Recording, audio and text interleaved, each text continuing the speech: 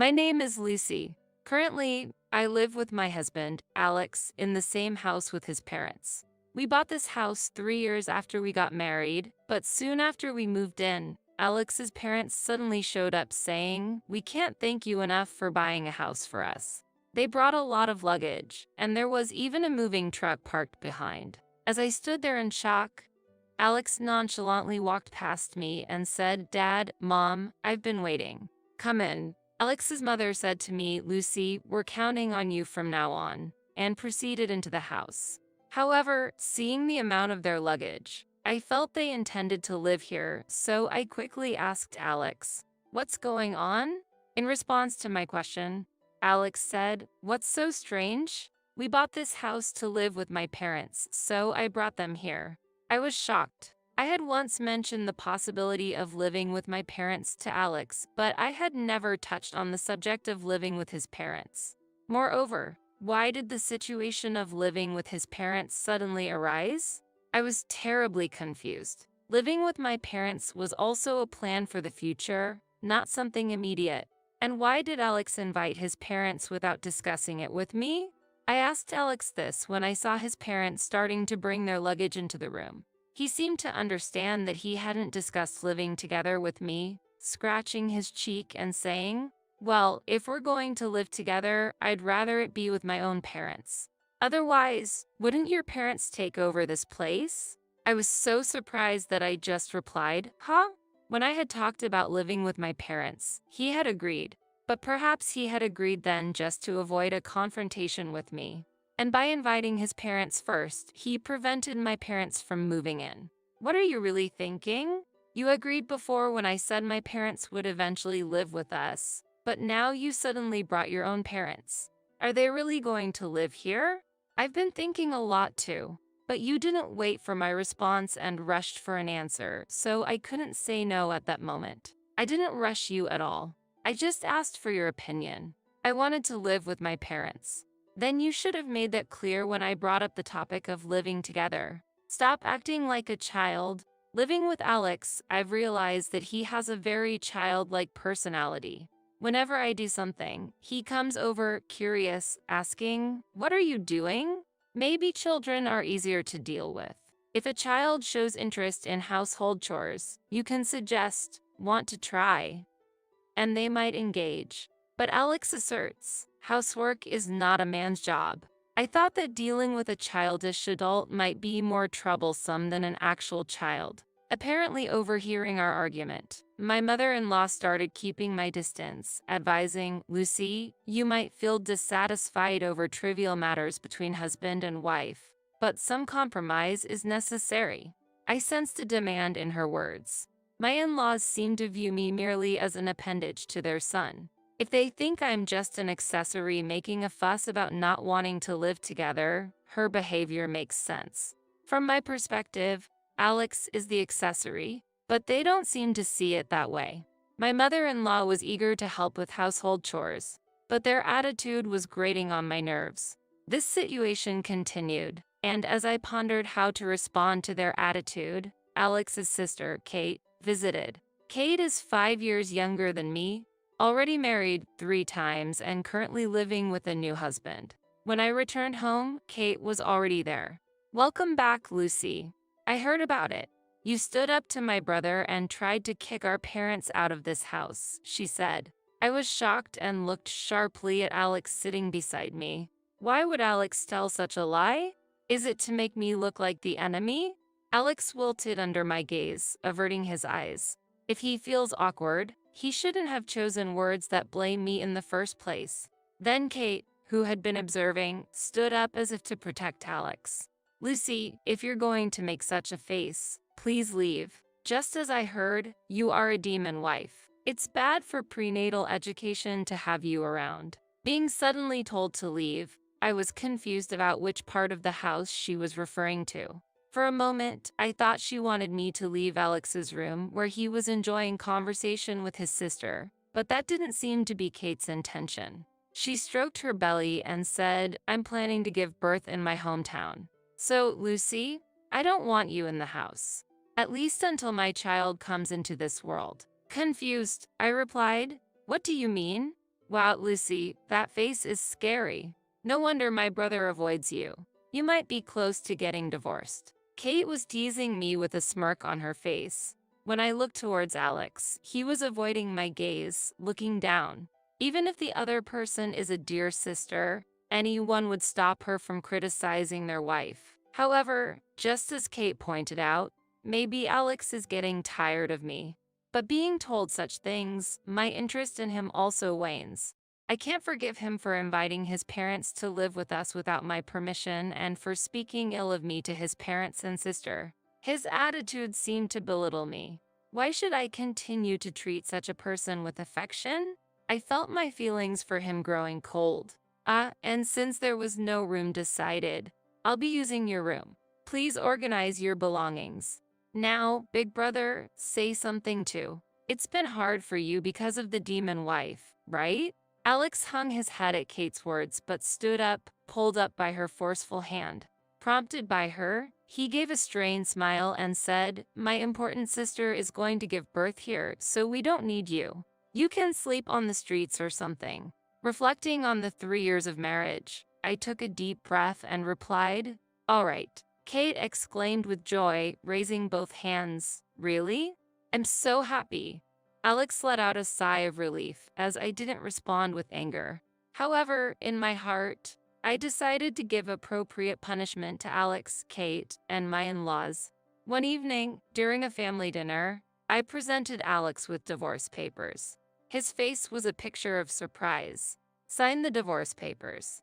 You want me to leave this house, right? If you don't sign, I'll stay here." "If that's the case, big brother, why don't you sign?" But in the end, I think Lucy won't file them. I often use that trick too.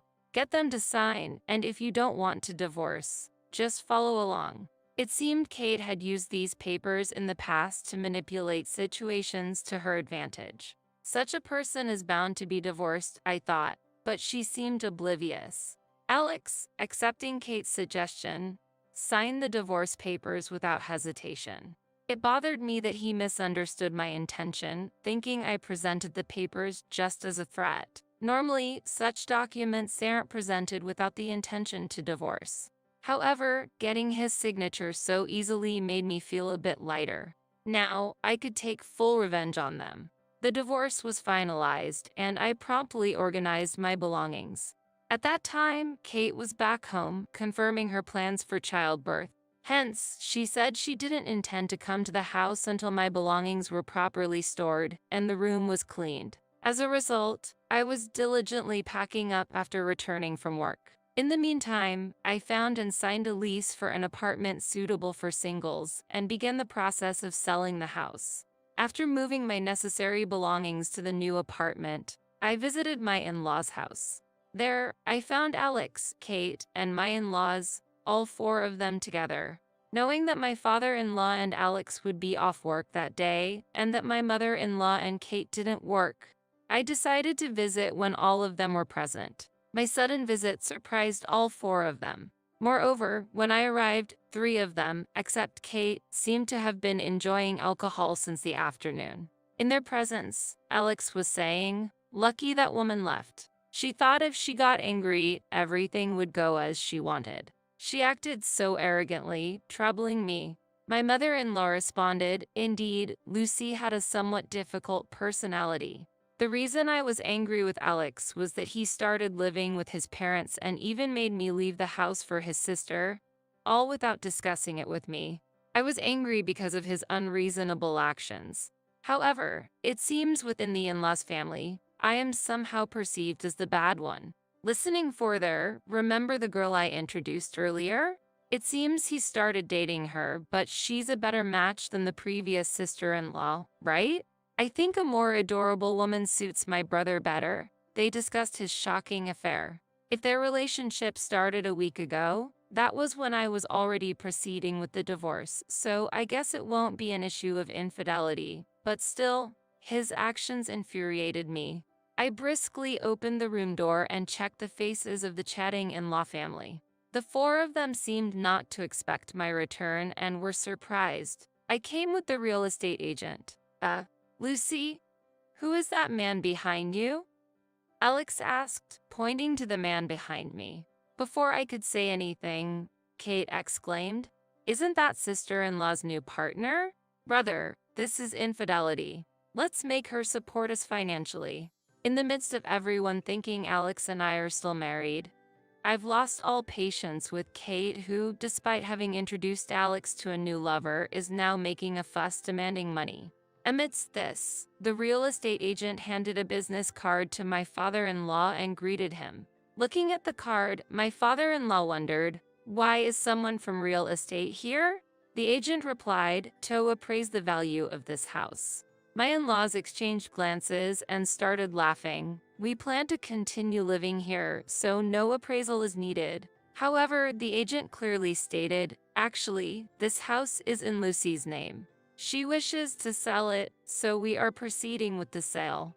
Upon hearing this, my in-laws showed expressions of surprise, seemingly unaware of this fact. Perhaps Alex hadn't accurately conveyed this information. Alex said he would explain the details himself, so I left it alone.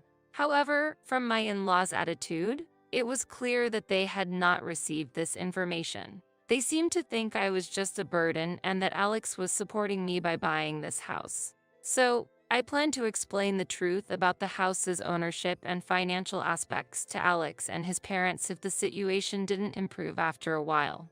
However, before I could explain, Alex's sister Kate appeared and kicked me out of the house as the owner. Therefore, I judged that dialogue with this in-law family became difficult and decided to take direct action. That action was to find a new home for myself, complete the move, and then promptly sell this house. Alex seemed to take Kate's words at face value and was complacent, thinking I wouldn't divorce. Seeing Alex's surprised face, I sighed inwardly. Since I, the owner, was kicked out of this house, it makes sense to sell it. It might be, but this residence is mine as well, and since we're married, it's also yours. Right now, my parents and sister are living here too. So what? Whether you or your family are here, it's irrelevant to me. Besides, we divorced quite some time ago. You signed the divorce papers, right? I submitted them to the city hall immediately. At my words, Alex seemed shocked and said, "What?" He seemed to think the divorce papers were just a threat. Disappointed, I sighed again. Then Kate started accusing, "Such an unforgivable woman. This she-devil, using my brother's money to get the house and then putting it in your name. I wonder who she thinks is the cause of this situation." I stared at Kate. "Your beloved brother actually doesn't have any money. He's working, but all his income goes to repaying borrowed money. Why does my brother have debts? Isn't that because he paid your living expenses?" Kate had been married 3 times, but 2 of them ended due to her infidelity. Each time she would say, "Please keep it a secret from my parents. I don't have the funds, so help me," and Alex would comply with her unreasonable requests. At first, I didn't notice, but then I discovered that the savings we were supposed to be building together had significantly decreased and confronted Alex about it. It turned out that Alex had been giving living expenses to his sister Kate without telling me. Despite this, I resolved the house payments using my own savings. I was beyond surprised and felt utter disdain for him for giving his sister such amount of money. Even if he said he would pay back the money in the future, I could no longer trust his word. I hired a lawyer. It was to recover our joint savings that he had squandered. Before I could share this fact, his parents, learning about their daughter's infidelity, exploded in anger. All her past divorces, she said they were due to personality clashes. To think Kate was unfaithful. Such a dirty child. We didn't raise our children to be adulterers. Wait, Mom, Dad, it's just Lucy talking nonsense. This isn't true. Perhaps feeling disadvantaged in this situation, even Alex, who doted on Kate so much, exclaimed, "It's all your fault. Because of all the money I gave to you to support your life, I ended up in debt, and because of you, Lucy and I had to divorce." Hearing this, I said, "Is it really all Kate's fault? It was your decision to suddenly bring your parents to my house, wasn't it? It was you who collaborated with your family to label me a wicked wife. And to think, just because your sister is your favorite, you plan to drive me out of the house, eventually leaving me to live on the streets? That's ridiculous. He tried to cling to my leg, but I kicked him away. I'll be getting back all the money I paid on your behalf. Prepare yourself. I'm coming with my lawyer tomorrow. With that, I left the house. While we were talking, the house valuation was completed. Fortunately, it looks like the house will be sold as I hoped. The next day, when I showed up with my lawyer and explained the list of expenses he had wasted, his parents, looking at it seriously, said so much money existed, yet because of Kate's actions. They glared sternly at Kate, who was at the corner of the room. It seems his parents came to the house believing Alex's words about taking care of things from now on. But Alex's lies and Kate's adulterous actions had destabilized their retirement life, and they were furious. Alex incurred additional debt. After that, he was immediately kicked out of the house and ended up living in a simple apartment with his family.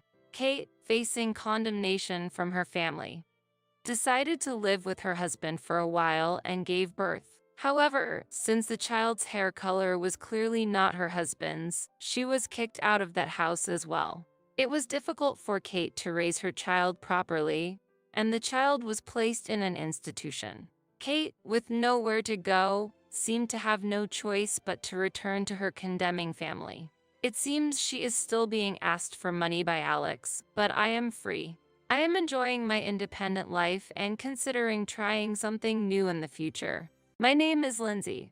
I'm a 29-year-old company employee, and this year means I'm getting older still.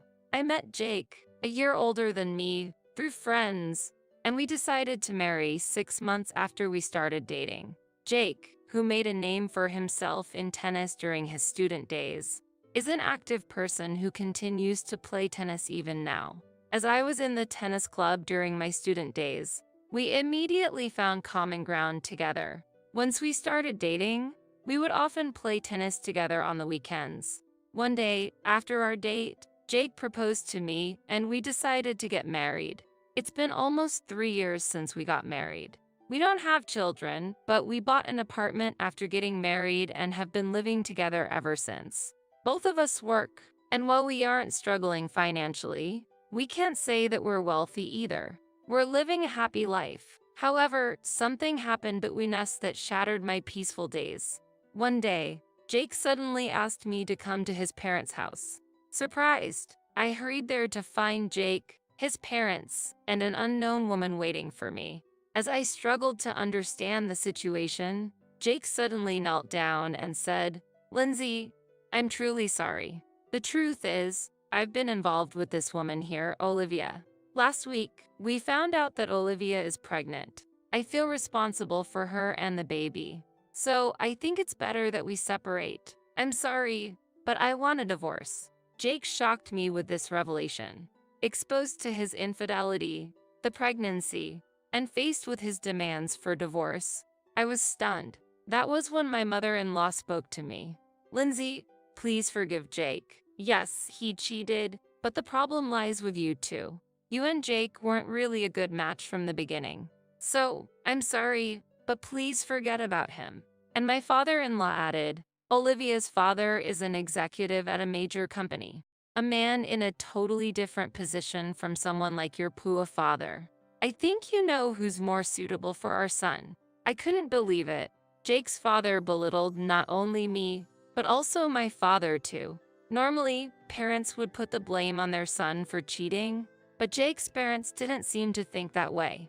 Instead, they seemed to think it was natural for us to divorce, and that their son had done nothing wrong. I took the divorce papers and said, "I understand what you all want to say. Being with people who have such warped thoughts might affect me too. I'm shocked at how you make it seem like I'm the villain despite Jake's infidelity. Don't worry, I'll file these divorce papers myself. I'll leave the rest to a lawyer." And with that, I quickly left the scene. As I left, my father-in-law mockingly said, "A poor person hiring a lawyer? What a waste of time and money, when she doesn't even have any. She shouldn't bite off more than she can chew." Ha ha ha. Ignoring him, I left his parents' house and immediately went to City Hall to file the divorce papers. At least I was able to end my marriage with Jake. The next day, surprisingly, Jake and Olivia came to my apartment. Seeing me, Jake said, "Oh, you're still here?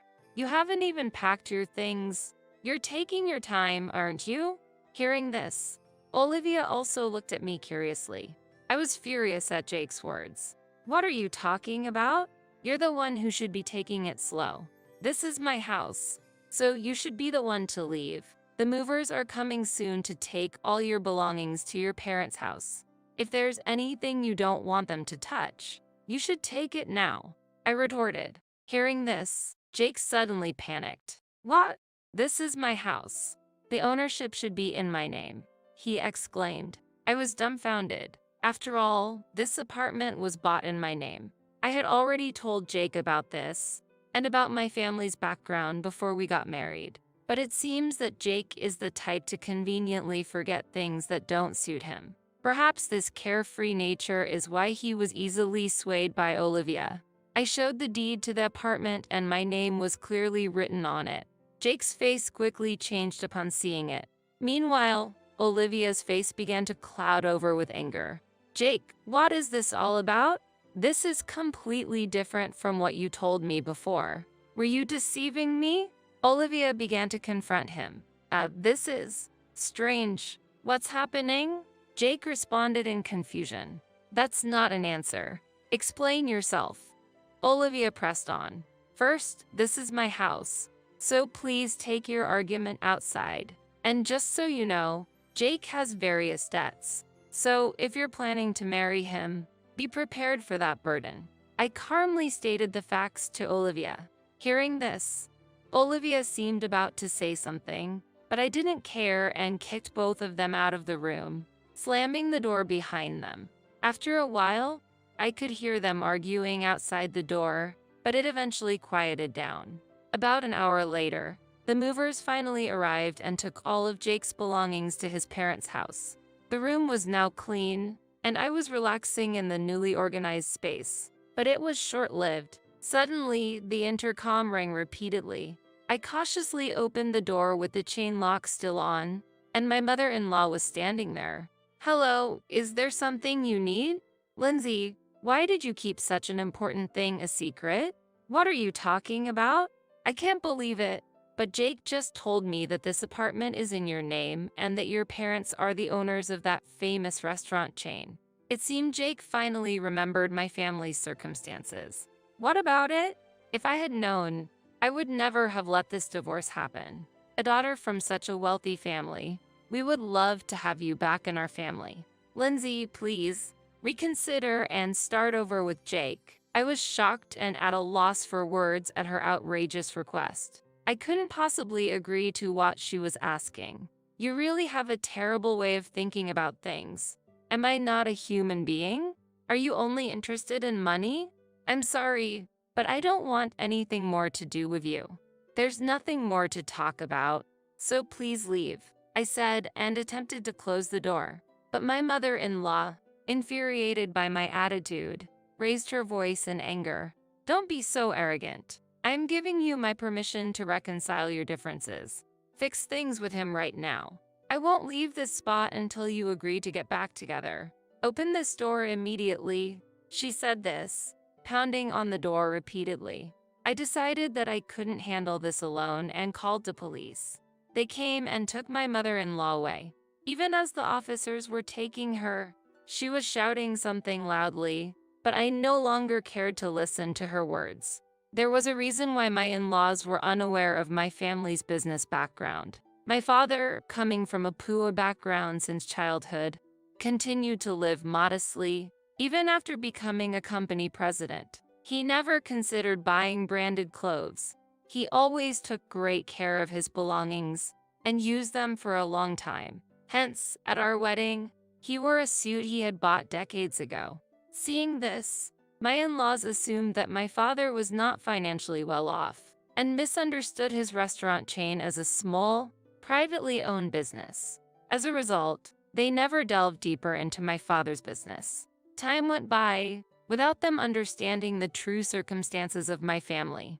Days after managing to send my mother-in-law home, Jake tried to persuade me to reconcile our differences. His persistence was incredibly exhausting. It was surprising how insistent he was, despite the fact that he was the one who proposed the divorce. He seems to have a talent for quickly forgetting inconvenient truths.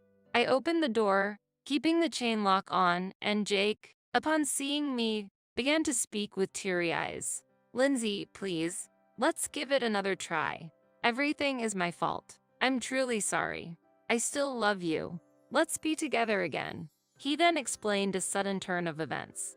Olivia had apparently approached Jake aiming to get his house, pretending to be pregnant to sway him. However, once she learned about Jake's considerable debts, she gave up and fled, and now Jake was coming to me to seek reconciliation. Huh? What are you saying? I don't know anything about that. How can you say that? After you cheated and brought up divorce, now that she's left you, you want to get back together? There's no limit to your audacity. I have no intention of getting back together with you. Don't ever come here again. I refused Jake right there and then. Surprisingly, he quietly left. However, this was not to be their last attempt. Days later, Jake's entire family unexpectedly showed up at my workplace. They were shouting, "Bring out Lindsay. Get that woman out here. We know she's here," causing chaos in the office and leading to the security guards being called. I stood there, dumbfounded by the situation. But they wouldn't have things their way any longer. I worked at the headquarters of my father's company, and that day, my father was also in the office. All of my colleagues also supported me. "Hey, what are you doing? This is my company. Don't just barge in and make a scene. I know everything you did to demean my daughter. Don't ever come near her again, and never set foot in this company again." My usually calm father shouted furiously at my ex-in-laws. Everyone, including the employees and Jake's family, must have been surprised at the anger of my father, who usually only shows his gentle and calm side. Sorry, we're really sorry." Jake's family desperately apologized. My father's stern words had immediately quieted them down. As they were being escorted out by security, my father shouted in a strong voice, "Don't you ever come here again, and never do something like this again. I won't allow it. You understand?" Hearing this, I couldn't stop myself from crying.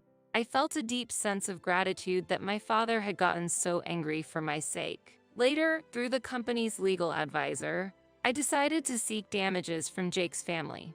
I sought damages for the divorce due to Jake's infidelity, for his persistent attempts at reconciliation after the divorce, and for the disturbance at my workplace. The total amount was substantial, and I eventually received payment from them. I also made them sign a written agreement promising never to come before me again. Jake's family's state of affairs rapidly declined thereafter. Chased by the money owed to me and Jake's existing debts, they ended up selling their home and moving far away. In town, the story spread that Jake had committed adultery, divorced his wife, and after being abandoned by his mistress, attempted to reconcile. Facing such embarrassment, they could no longer stay in this town. While I felt a bit of sympathy for them, I also knew that everything was a consequence of their actions, so it was clearly deserved. Jake's family never appeared before me again. Finally, I was able to resume my peaceful days. However, my father had harsh words for me as well regarding what had happened. He blamed me for not recognizing before the marriage that Jake was a person who would commit adultery and accrue debts. Certainly, while Jake was at fault, my lack of insight was also partly to blame. Unable to argue with my father, I felt disappointed and disillusioned with marriage. I felt that I needed to give my heart a break. However, about a year later, I decided to marry my colleague, Matt. Matt was sincere and earnest in his work, trusted by everyone. I was initially attracted by his personality, but as we started dating, I was also drawn to his lifestyle. His life was surprisingly simple. He never indulged in branded items, used everyday things for a long time, but generously spent money and spoiled me on dates. His behavior was very similar to my father's. My father, who usually saves money, would splurge on family trips, bringing us joy. I deeply loved and respected my father. Realizing Matt's actions were similar to my father's, I felt that I could be happy with him in the future. Therefore, I decided to marry Matt. I was worried about being scolded by my father for remarrying within a year of my divorce, but his reaction was surprisingly positive, probably because he had heard of Matt's reputation at work and knew of his character. There was nothing bad said about Matt, and from my father's perspective as the company president, Matt seemed to be performing exceptionally well. I feel confident that Matt will take good care of you, Lindsay, my father told me happily. Matt and I were happily married. Not long after our marriage, we discovered that I was with a child. The happiest person to hear this news was undoubtedly my father. I was so glad to see my father happy. Reflecting on my time with Jake, where we didn't have children even after 3 years of marriage, it seemed like a stroke of luck. Matt and I plan to take over the company in the future. We are currently learning the basics of management from my father.